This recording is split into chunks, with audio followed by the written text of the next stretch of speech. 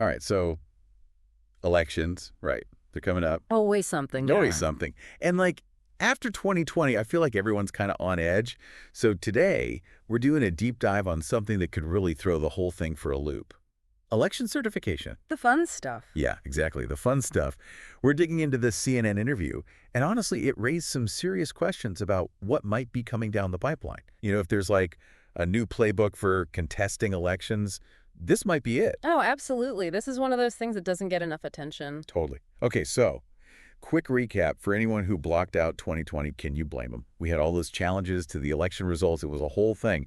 So after that mess, Congress actually passed a new law to try to, clarify its role in certifying the election. Right, because the less ambiguity, the Yeah. better, right? Yeah. Especially when it comes to something as important as, choosing our leaders. 100%. Okay, so CNN's interviewing this representative, Byron Donalds, and Dana Bash just comes right out and asks if he's going to commit to certifying the election results this November.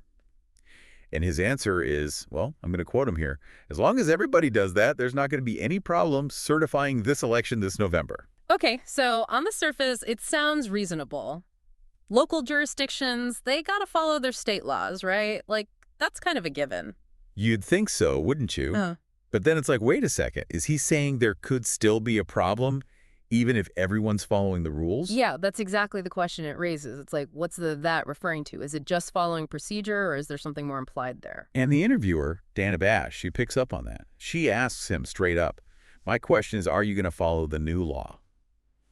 The one that's supposed to clarify everything.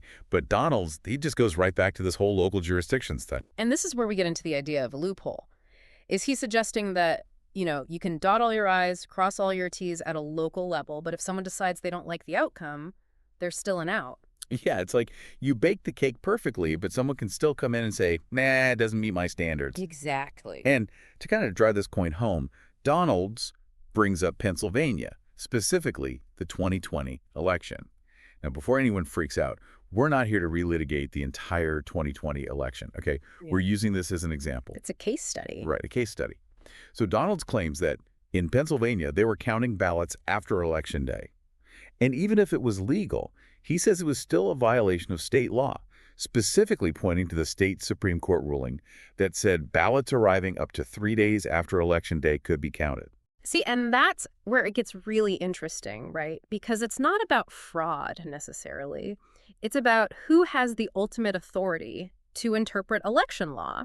Because you've got the state Supreme Court saying one thing, but then you have others arguing that they overstepped, that they violated the legislature's power. It becomes a question of, who gets the final say and what happens when those interpretations, when they clash with political agendas. And that's the million-dollar question, isn't it?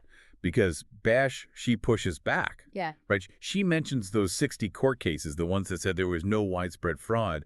But I think what's crucial for our listeners is this. Even if you set aside the 2020 debate, what Donalds is saying and the reactions he's getting, it all points to this vulnerability in the system. We can have a new law, but if there's still room for interpretation, there's room for conflict. 100%. It's not about whether one side is right or wrong in these specific instances. It's about the process itself. Can the process withstand these different interpretations?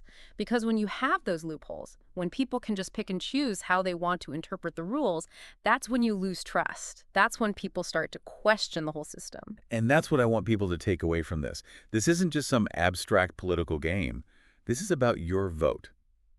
If someone can challenge the outcome based on their interpretation, even if, on paper, everything looks above board, well, how much can you trust the system? That's the question we all need to be asking ourselves. Absolutely. Especially as we head into this next election. Good time. All right, that's all the time we have for today. Make sure to check back in next week for another deep dive.